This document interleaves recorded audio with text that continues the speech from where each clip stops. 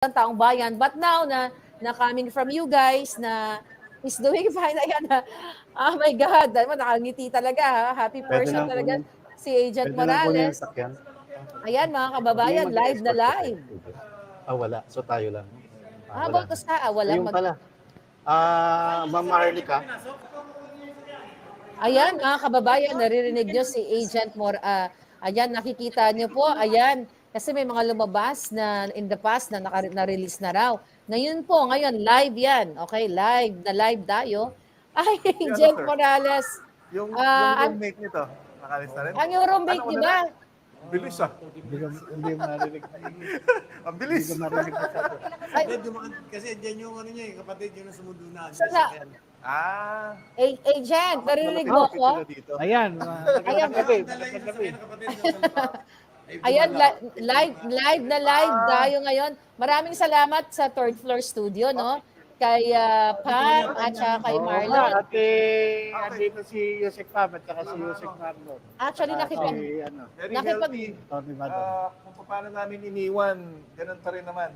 Thank you kay General Angkan. Ayun. Okay? Very grateful kay General Angkan.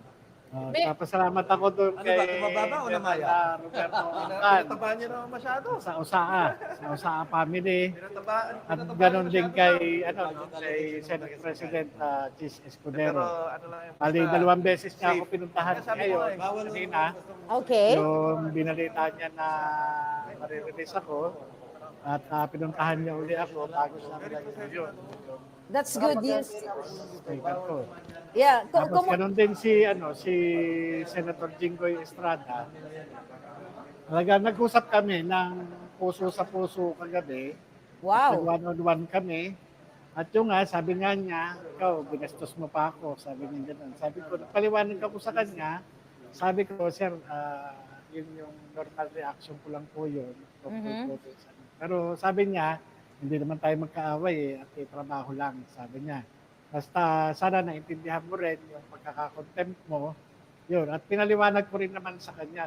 Dahil nung nakita ko yung dokumento, na ano rin ako, nagulat din ako dahil na ngayon ko lang din nakita yun.